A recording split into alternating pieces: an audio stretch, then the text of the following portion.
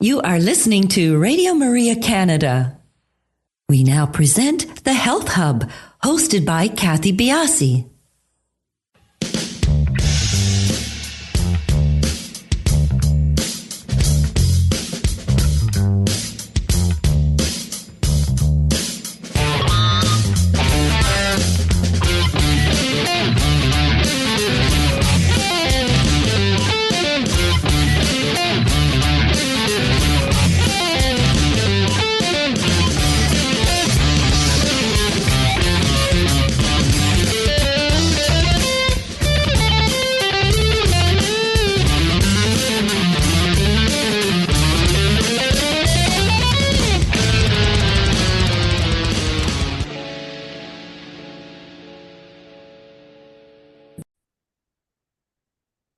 Welcome to the Health Hub on Radio Maria Canada, exploring cutting-edge health and wellness information and therapies, helping you to take your health to the next level. I'm your host, Kathy Biasi, and I'm an holistic nutritionist and a professional cancer coach. On today's show, we are discussing a very interesting self-experiment in nutrition. My guest, Andres Ayesta, put himself through a 60-day dietary challenge, starting with a Whole30 diet, focused on whole, unprocessed foods, and then swinging to the opposite extreme, a strict carnivore diet. Throughout the journey, Andreas tracked his body composition. He ran comprehensive lab work and closely monitored his performance, recovery, and even mindset to better understand what happens when we drastically change the way we fuel our bodies. In our conversation, we will explore what he discovered, both the expected results and the surprising ones, about metabolism, gut health, energy, and sustainability. And most importantly, we'll talk about what the rest of us can learn from these extremes without necessarily having to go through them ourselves. Andres Ayesta is a registered dietitian, sports nutritionist, and founder of Planos Nutrition, where he helps men, women over 30, and busy professionals lose fat, improve energy, and build sustainable habits without restrictive diets or gimmicks. With over 12 years of experience and features in outlets like Forbes, CNN, and Men's Health, Andreas combines science-based strategies with real-world coaching to help people create results they can actually maintain. We take a deep dive into what inspired Andreas to design this 60-day experiment where he's transitioning between a Whole30 and carnivore diet, how he designed the experiment, what labs he chose to track, and why he chose to track them to make his experiment meaningful, and the significant results. What were the significant results? What were the surprises? And you know, what he learned from doing this experiment. So stay tuned with us. We will be back in just a few moments to speak with Andres Ayesta. You are listening to Radio Maria Canada. We now continue with the program, The Health Hub, hosted by Kathy Biasi. Welcome back to the Health Hub, everybody. Please do follow us on our social sites. We are on Instagram, X, and Facebook, and we are at the Health Hub RMC on those locations. Andreas, welcome to the show. Thank you, Kathy, for having me. Excited to be here. Well, it's a very interesting topic. You know, this is people are fiddling around with diets and trying to figure out what is the best one for them. And this is, you know, this is the heart and soul of what we're going to be talking about today. But before we talk about results and trials and tribulations of this experiment, why did you do it? What was the impetus and the inspiration to do a 60-day experiment transitioning from the Whole30, was it? The Whole30 to the carnivore diet. Mm-hmm. That's quite a transition. Well, it started with a comment on a YouTube video. I reacted to some influencer creators around the carnivore diet. Mm-hmm. And I just, showed the science, the research, my thoughts, my candid thoughts and around it. And somebody said, well, if, you're all talk, but have you ever even tried it? And then I was like, I haven't, but you know what? Now that you mentioned it, I'm going to design an experiment to test the claims around this diet, whether it's specifically through weight loss or any type of health related claims, and I'm going to report back the results. So that's how it all started. But it was, I guess, like the main big reason for it is because I'm seeing so many people get swept away by what they're seeing on 90-second social media Mm-hmm. posts and taking advice from whether they are experts or not around what their diet should look like based on not a whole lot of evidence. And I figure I would, with my expertise as a dietitian, control two diets and show you the results in a fully transparent way. And that's how it all started. Did you have a particular bias going into this? That's a good question. I consider myself diet agnostic, which means I don't necessarily believe any diet is superior than others. If I had any type of bias was mostly around the fact that the claims about carnivore diets are overhyped, particularly around weight loss. So slightly, yes, but ultimately I promised that I would show results transparently. And today you'll see that there are pros and cons to both dietary methodologies. And yeah, we are actually in the process of writing a case study to be published. So I definitely think it's strong data of what I obtained from this experiment. But what lens were you looking through to design the experiment? And what I mean by that is this an experiment to lose weight? Is this an experiment to improve blood markers? What were you what were you designing this to try and examine? A few things: body composition, yes; weight loss. I wanted to examine what would my lab results look like, not specifically uh, waiting or expecting an outcome, just for full awareness. And it was designed to be a calorie and protein control experiment, which means that both diets had to have the same amount of calories and the same amount of protein to be able to be comparable, Hmm. which is one of the issues with diet research, which a lot of times it's not because it's very difficult and hard to get a bunch of people to do that. So in my n equals one experiment, I was able to control for those things. So the main outcome I was trying to test, and the question, I guess the research question I had was, are the benefits that are and claims that we're seeing on social media, because it's a place that you'll see the most around a carnivore animal-based diet, a result of something inherently related to the diet itself, or as a result of elimination of a Hmm. lot of foods, particularly ultra processed and hyper processed foods, not necessarily the elimination of vegetables out of the Hmm. diet. That Hmm. was the question I had, Yeah, and and that's that's what I where went there to. is a lot of issue with a lot of these claims. I don't even know if they would be studies, is that when you replace ultra processed food with anything that's not processed, be it within a carnivore or a Whole30s diet, you should necessarily see some improvement. And you have to wait Yeah. for that knee-jerk reaction phase to get through. Now, you said something. Now, I'm a nutritionist. I'm not a dietitian, so I'll make that claim.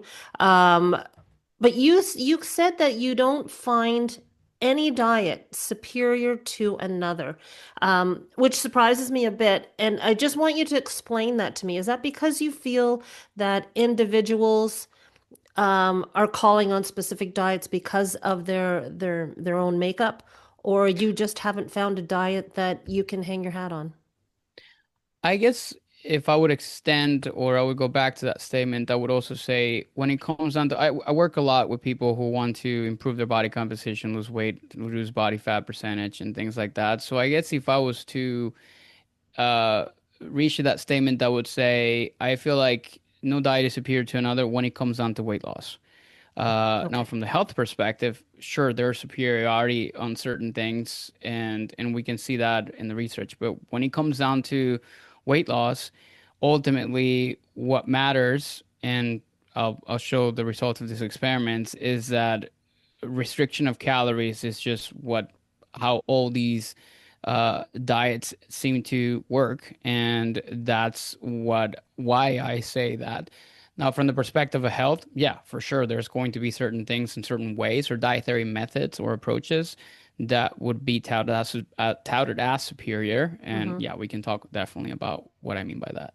Is it argued strongly that in order to lose weight, a calorie deficit has to be achieved? Is that still an argument against W- the deficit? Yes, you would be surprised on the carnivore communities and a lot of these people that are saying that, well, one of, and I'll quote a comment that somebody says, we're not a bomb calorimeter, and I agree, but ultimately it's a principle and it's a thermodynamic law, and people are still going against that Hmm. and saying that no, our bodies do not function and do not abide by those laws. Essentially, that's what they're saying.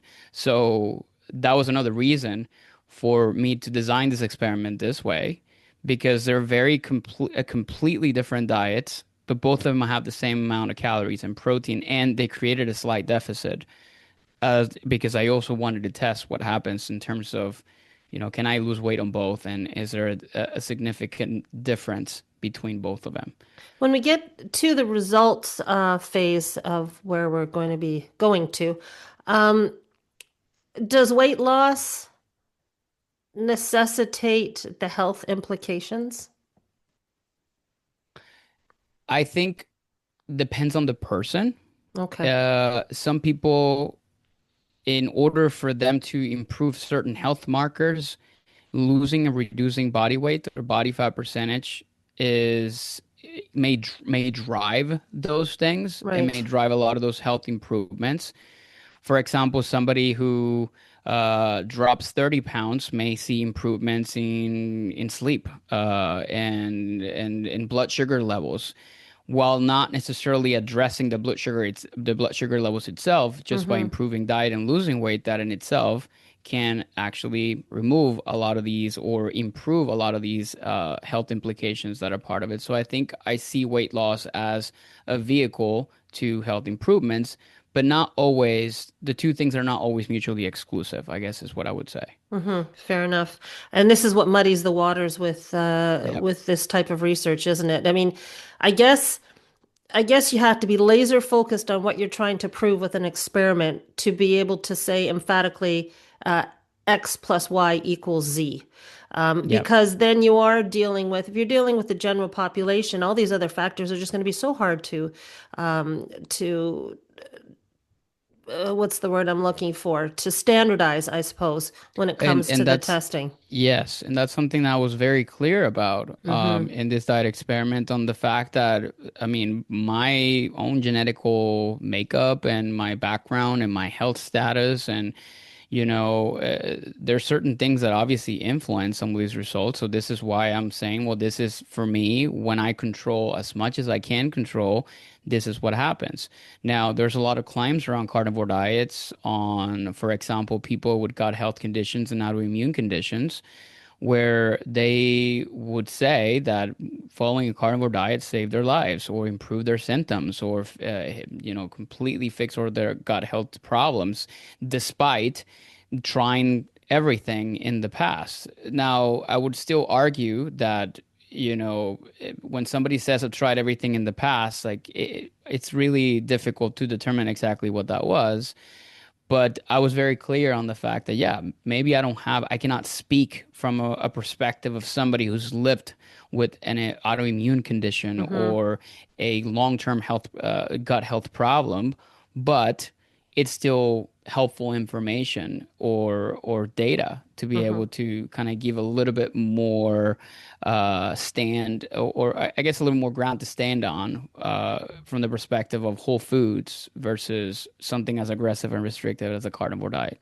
So, for listeners who might not be familiar with the two diets, can you outline what the Whole30 emphasizes versus the carnivore diet, like what the carnivore diet eliminates? Yeah, whole foods, and I follow, just for purposes of this conversation, also a modified Whole30. Whole30 is it's a commercial way to explain a diet that is composed mostly on whole foods. It reduces or eliminates not only includes whole foods, but it also eliminates wheat products or any type of gluten. It eliminates dairy, eliminates added sugars. It eliminates all grains. Now that's the three exceptions I made to the rule on Whole30, which is why I call it modified, is I included rice, I included quinoa, and I also included the only form of dairy I added was Greek yogurt and cottage cheese.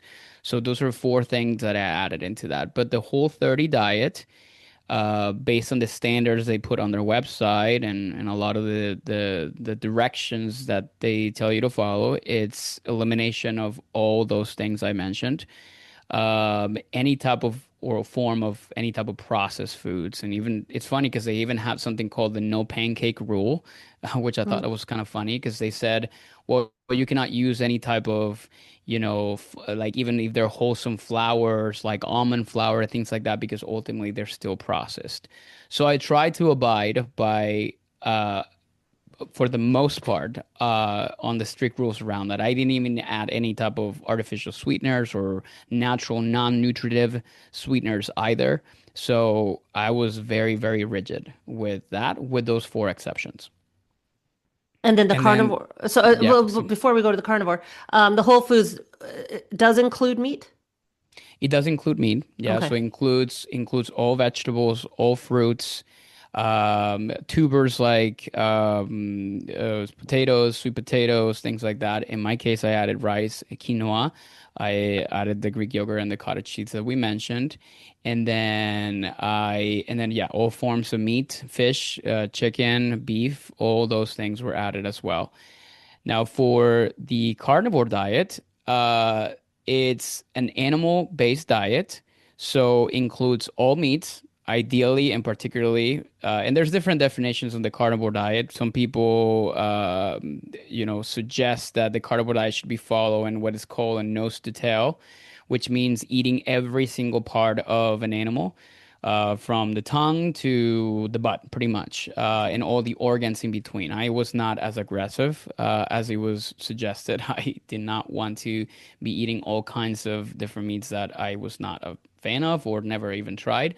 So I simply followed what an animal-based diet is all about, which is animal products only.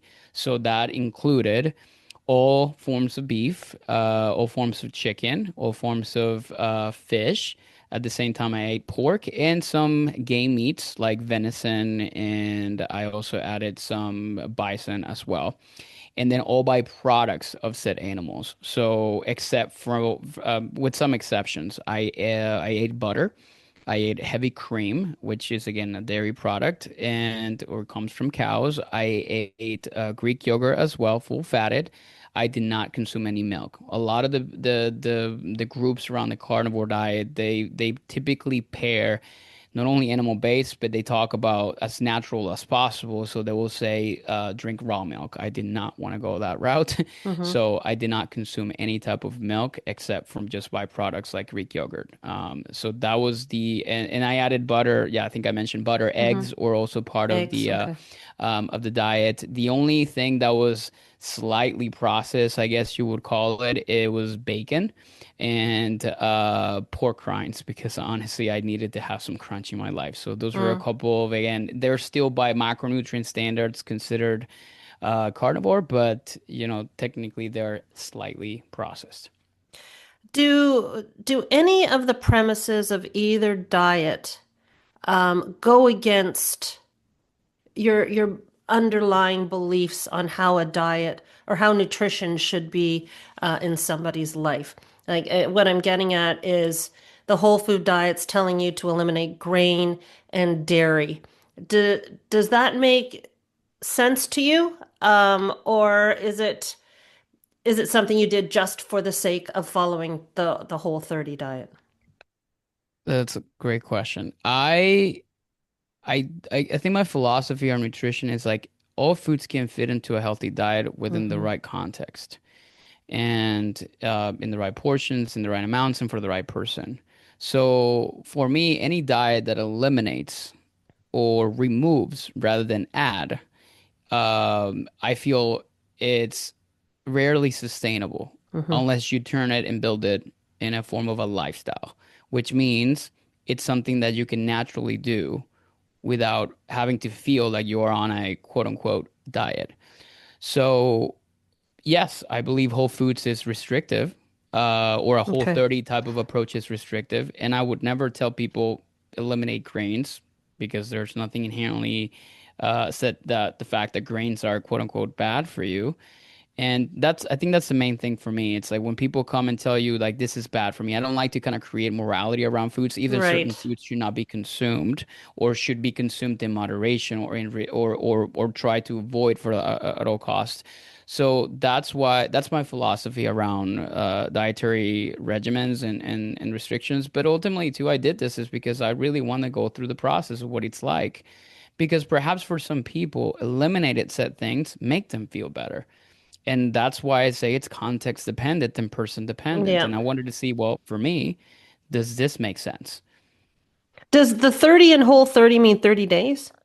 30 days, yes. So the Okay. the diet was created as a, and that's how the whole idea started as like, okay, I need to do whole foods for 30 days.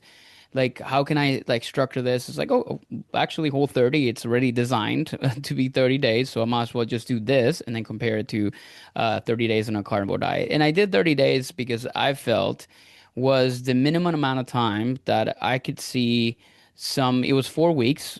Typically, diet studies are done anywhere between 4 to 12 to 16 weeks. So I feel like it's the least amount of time that I can put this together. And at the same time, that it's not going to take me a whole entire year to be able to complete. So I thought it was a little bit more realistic for the design of the experiment. Did you find one of the two diets initially? I don't know if we can spread it out for the whole duration of the experiment.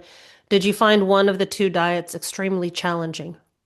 Yes, carnivore was extremely challenging, particularly at the beginning. It got better, but when you're limited to only eating like a list of 10 things, it became difficult. Whole Foods had its challenges, but I learned a lot about the fact that we are so habitually inclined to eat certain things. And when we're really placed on when we placed strict boundaries around it, and in my case was this experiment, I was finding myself eating different things and truly enjoying them. And something for example, I'm a sucker for sweets, right? So I love chocolate. I love all these different things, and when I'm put into a place where I need to avoid those things and I need to find alternatives, I mean, I can tell you, I learned to love all kinds of fruit. Not that I didn't Hmm. before, but it was not my main preference. So both of them had their challenges, but I feel carnivore diet was in the first couple of weeks extremely difficult, and I can see why it's definitely not something sustainable for most. When you were designing your experiment, I think I alluded to this before. Weight loss was a piece of, how do I say this? What were the parameters that you designed this experiment for yourself? Were you um, looking for changes in lab, body composition? You said all that, but if you're a person that's not heavy, which you are not, the weight loss is going to be, minimal, I would think, switching the diets. But how do you set the controls when you're looking at weight loss and body composition? You're looking to get those results.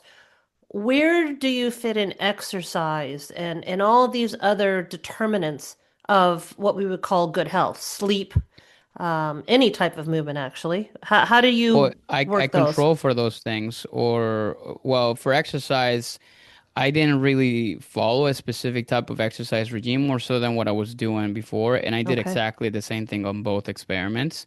And that's something that in the methodology of our of that we're writing right now as we speak in terms of this case study, we're explaining. Now, I did control for, or at least tracked sleep data, HRV, which is heart rate variability for people listening, recovery markers, everything. I collected so much data so I could understand. But then the goal is just to was to control as much as I could, Mm-hmm. which means I try to sleep in the same type of environments. It was very, very similar, and ultimately to kind of control for a lot of these variables, particularly to address what you mentioned earlier. Yeah, I didn't have a whole lot of weight to lose, but if I'm put in a deficit, technically my body will lose some of the weight, which it did.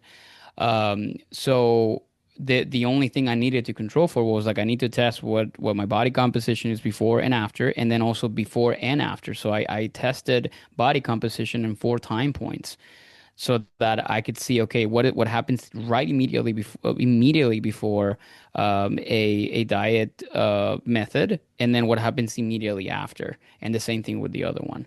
So that's the way I could say, like, well, if I'm starting even at a lower weight, well, I can still see what happens as a result. And there were some really interesting things that we found there. Interesting. Okay, we're going to take a break for a few minutes, and when we come back, we're going to get into the results, and final thoughts on what you think of both diets, and what this means for the average Joe. Everybody will be back in just a couple of minutes. You are listening to The Health Hub here on Radio Maria Canada, a Catholic voice wherever you are. To contact us and be a part of the show, email thh@radiomaria.ca. We now continue with the program. Here once again is your host, Kathy Biasi. Welcome back, and we're going to continue on with the show and really get into the meat and potatoes of Andreas' results from his experiment. And before we get into the actual results, did you expect to find anything different in your blood markers? Obviously, you did in your weight, cholesterol levels, triglycerides, anything like that. Was there an expectation that things would change, and if so, how? I was expecting my blood markers to improve, and we'll talk about baseline after a Whole Foods, and I would expect my lipid panels to go very high when I went on a carnivore diet. And I knew this because I have done experiments in the past. In fact, I did an entire year of a ketogenic experiment in 2017. And that's where I got this from. And also looking at the data, I was expecting to see, big numbers in terms of cholesterol, LDL, and things like that. But there were some surprises that I saw in there. Also surprises in the Whole Food section of it too. So I'm excited to get into that. Well, let's get into it. What are the results as a whole, in general, if Yeah. there's stuff that you can tell us, and what surprised you? Yeah, so let's start with body composition. I think we'll break it down into body composition, then we'll talk about health markers, and we're also going to talk a little bit about because I did some food frequency or food questionnaires, which were also very, very interesting. And those ones I need to, as we speak, I'm pulling up like the data because I don't remember all of them from the top of my head. But let's get into body composition. So first, I tested all my diet or my body composition using a DEXA scan. For people that don't know, DEXA scan is one of the gold standards for body composition. Think about it like an MRI, and it takes a look at your lean mass, body mass, or fat mass, and also bone mineral density. Started off my baseline. I started at 179 pounds when I started the Whole Foods experiment and 16.3% body fat. At the end of the experiment, specifically Whole Foods, so after 30 days on Whole Foods, I weighed in at 172. So it was almost an 8 pound, let's just call it 7.5 pounds of drop. And the thing though is the percentage of body fat percentage was 0.2% difference. So I went from 16.3 to 16.1. And some people would say that sometimes that can be also like a very small amount that it can be, if I would have tested DEXA like the day after, could have been completely lost. So I would say that the amount of fat loss experience, according to DEXA scan, was very minimal, even though weight was, there was a big change in weight, which according to the DEXA scan was shown as a loss in muscle mass, Lean which was muscle kind of mass? Yeah, lean muscle Okay. mass, which was kind of surprising to me. Okay. Now, I also took photos so I could have some, some objective, like, what does your body look like? And, by not only looking at myself, but at the same time, other people would say that, well, you look leaner, your face looks leaner. So when we take everything from the body composition and we look at this, we did see that there was a decrease in body fat percentage, even though it was minimal. It was still there, though the lean mass was definitely something surprising to me. Now, when we look at the changes from carnivore, this is what's really interesting. I went on a cruise as a sort of like a washout period right before I started because that's the thing I didn't really mention. There was some time in between diets, and I needed to have what we call a washout period, which is a 2-week period where I went back to eating normally the way I was before Whole Foods.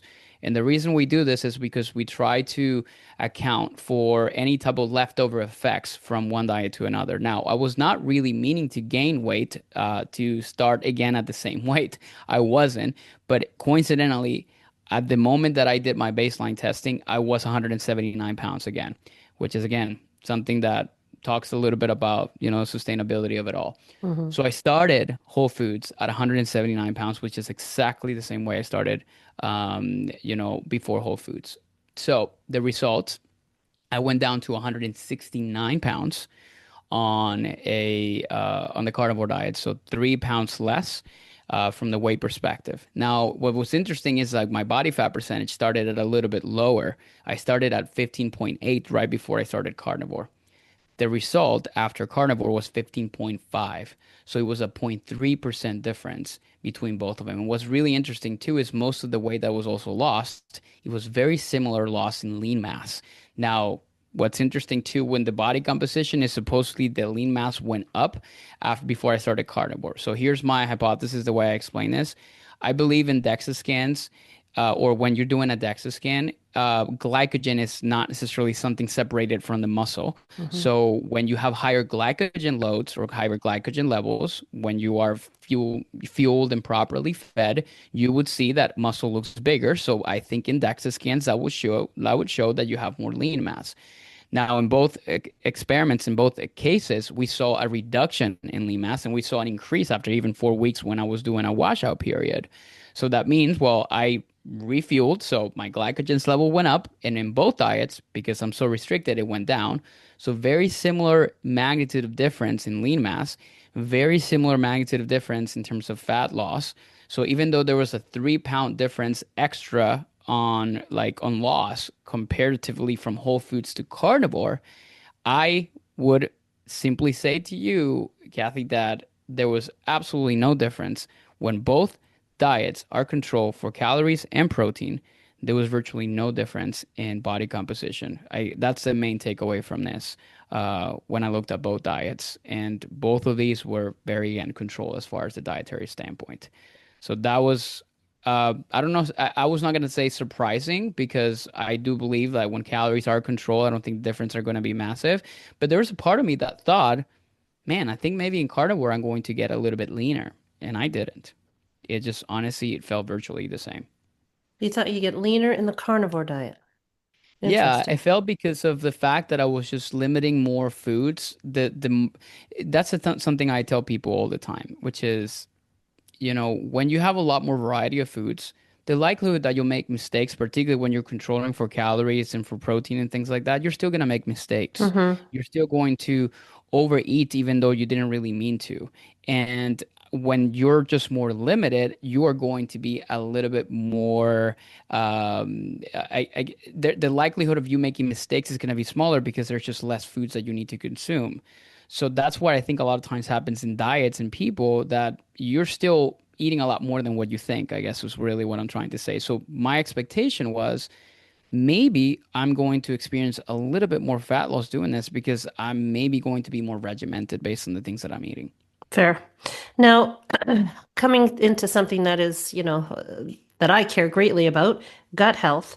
Moving from a fiber-rich, I would call it, Whole30 diet to the carnivore diet it can be quite impactful on the microbiome, I would Hmm. assume. From research, from the understanding of what, really feeds the microbiome. did you do any type of microbiome testing, stool testing? And if not, how did you just feel when you didn't Yeah. have fiber per se in your diet? Yeah, so I that's one thing I regretted that I didn't do, but it was outside of the budget because honestly those tests can be costly, but I Right. wish I would have. I wanted to do a GI map before and after so I could understand what happened. So I can just simply speak from the perspective of like the way I felt, just like you just asked me. Um, when I went on a Whole Foods, I've always been pretty regular, never been any type of gut health problem. So let's just start with that premise. And there was not a whole lot of change. I think I did have because I was eating a lot of different vegetables that are kind of new to me. I was really forcing myself to eat a lot more variety of whole foods. I did experience a lot more gas. I did experience more recurrent bowel movements, but in general, nothing out of the extraordinary. Just realize that, well, like, if you eat a lot of cabbage, you're going to have a lot of gas. Mm-hmm. So for me, it was just certain, things from that I experienced through Whole Foods.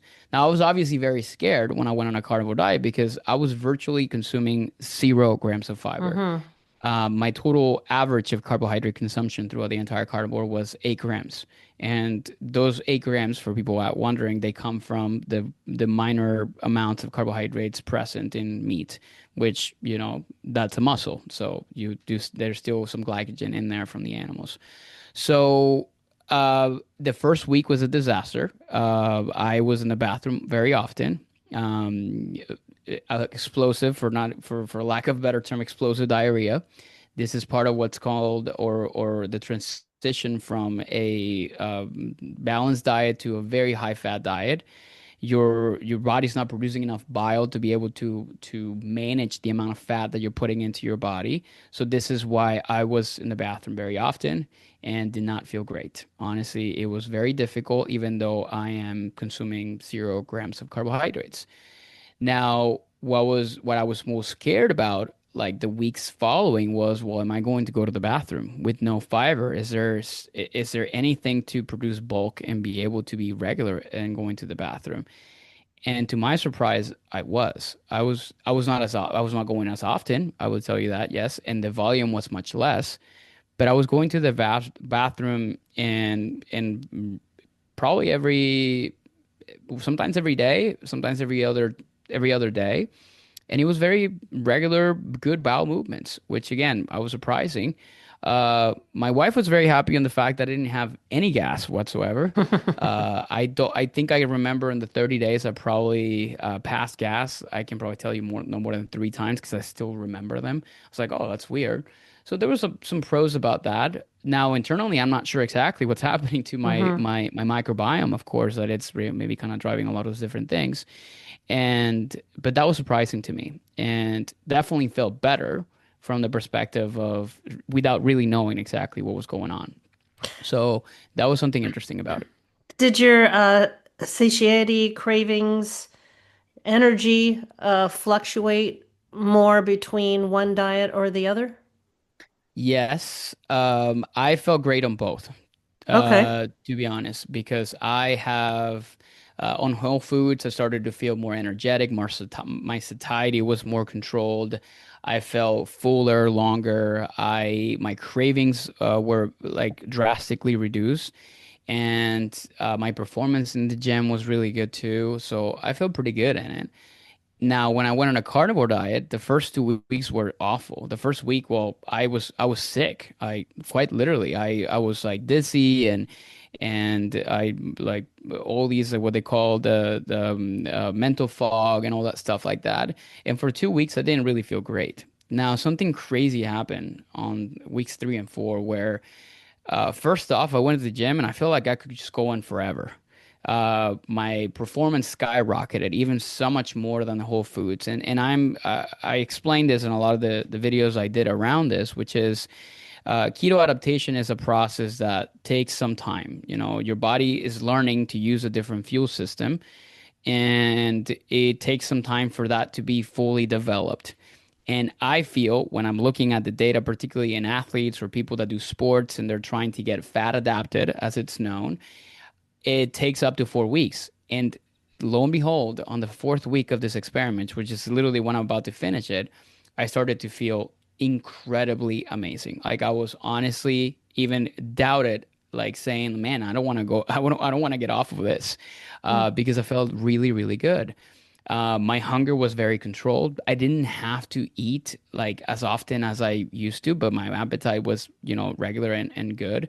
My cravings were gone. This is the first time in my life, I would say, that I literally had zero sweetness in my diet because there's absolutely nothing sweet that I could have had throughout this entire period. Maybe a couple times I had like a little bit of stevia and something because it was just there.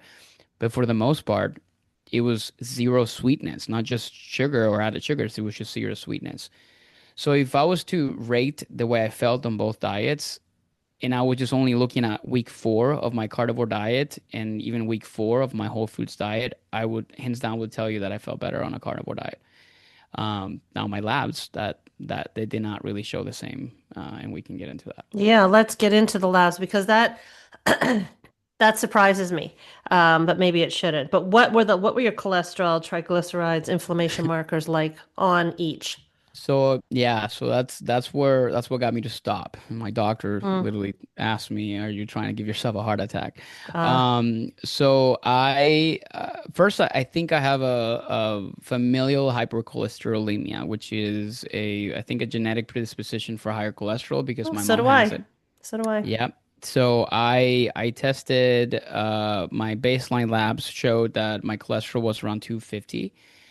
So by standards in the medical field, 250 is high cholesterol. 200 and below, it's supposedly where your cholesterol levels need to be. Sorry, was this My, before any diet?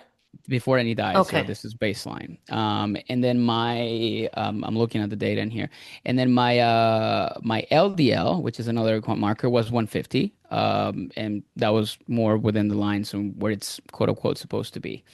So, and sorry, I correct the cholesterol. It was 225 before I started the diets. Okay. Okay.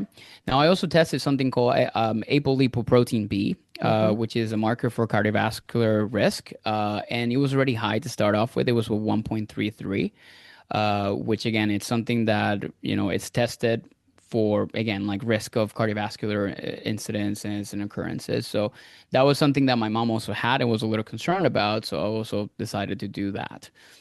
So after the Whole Foods, my cholesterol went from 225 to 231. According to my doctor, it's basically no change. I was expecting to see improvements because I was consuming more fiber, obviously limiting a lot of processed foods. My fat intake was very regulated and controlled. So I was surprised about not seeing a reduction in cholesterol levels. My LDL went from 150 to 152. So again, no change. I think those two don't really count. So no change on that. And then my HDL, which is again consider my supposedly a good cholesterol, went from 61 to 64, so it's slightly increased. My triglycerides was the one thing that reduced on a whole foods diet from 78 to 62.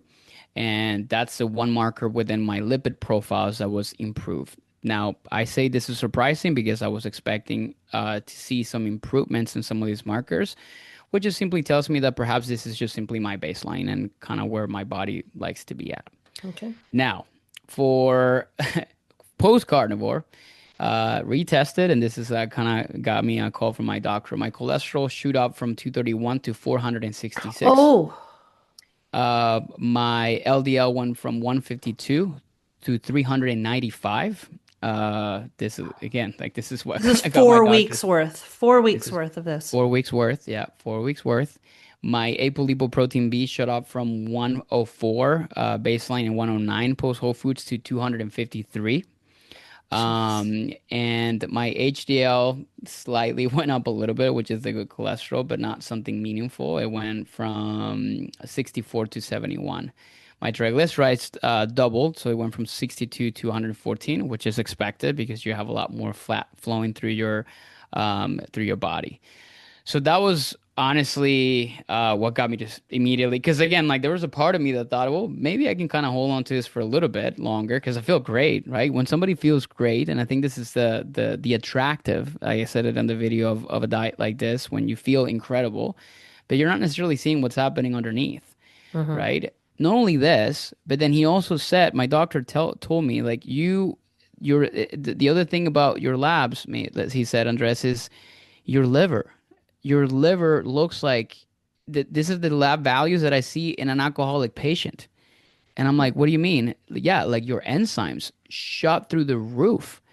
Like your liver enzymes, which was something that I was not expecting when like from like my AST and ALT initially were 31 and 24, and then it went to like 25 and 19, so they actually decreased a bit, and they shot up to almost 89 and 64 after the carnivore diet. My bilirubin went up, through the roof as well. So liver markers were off. Again, my lipid profiles were crazy. So that to me was like, you know what? I don't want to take the risk of really what could happen if this continues to go on the higher side. Just So to interject here, are we talking all fat as the cause of this, or what about the increased of you kept the protein at the same level, didn't you? So that yeah, wouldn't be a thing. Okay. yeah, Um, it was just fat just because fat. ultimately, yeah, like 8 grams of carbohydrates. My fat intake, as I'm looking in here at my average fat intake, was around 160 to 150 grams of fat every single day, and mostly saturated fats. Because I mean, most of the fat coming from a lot of these meat sources is saturated.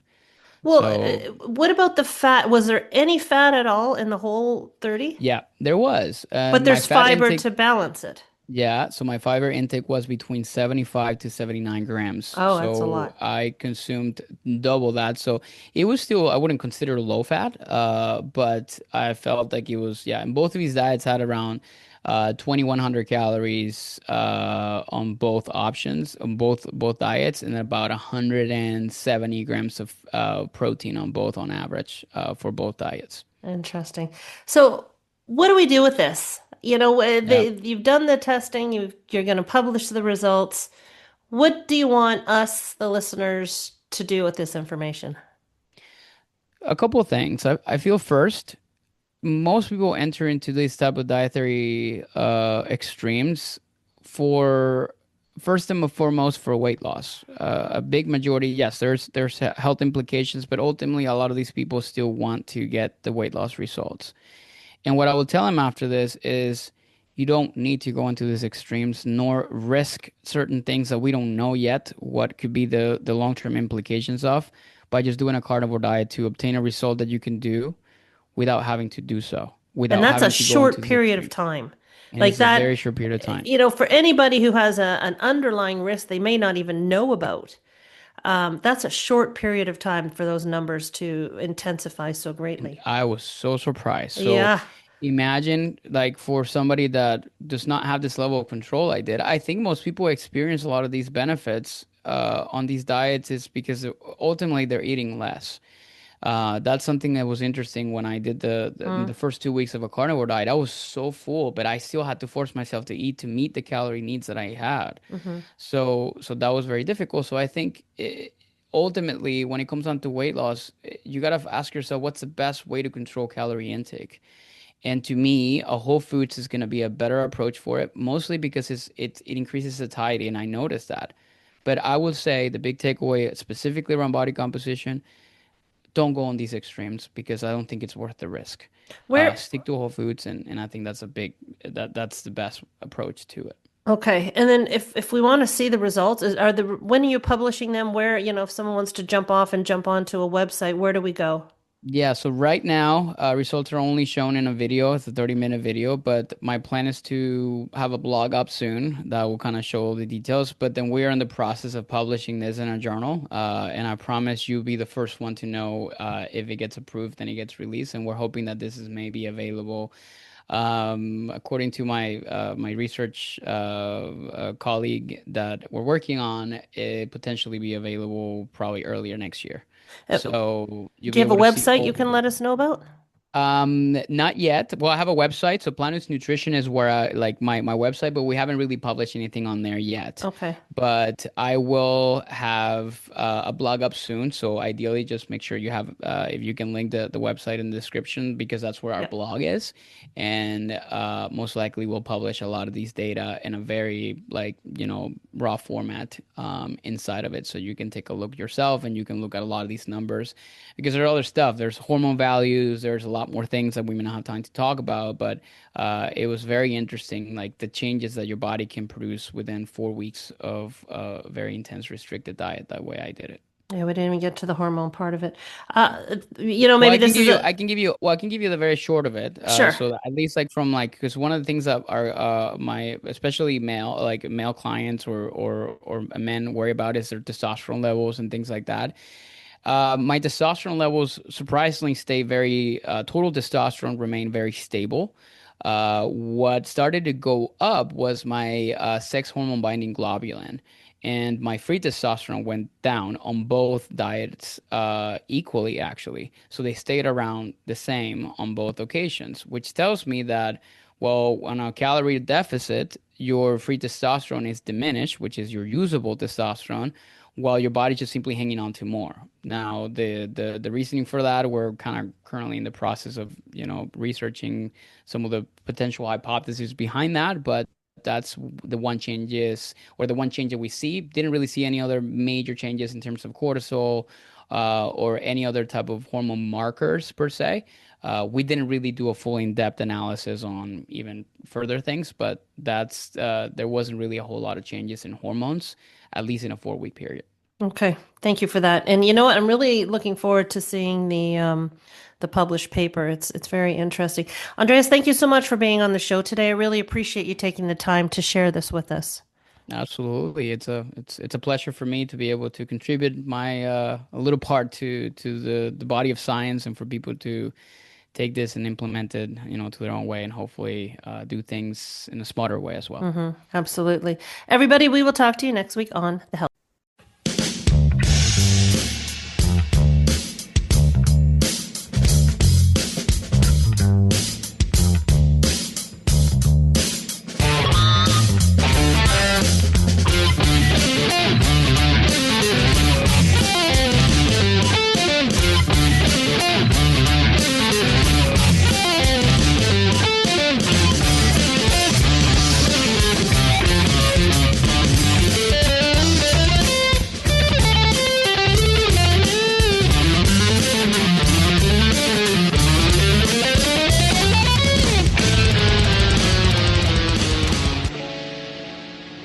You have been listening to The Health Hub, hosted by Kathy Biasi, here on Radio Maria Canada.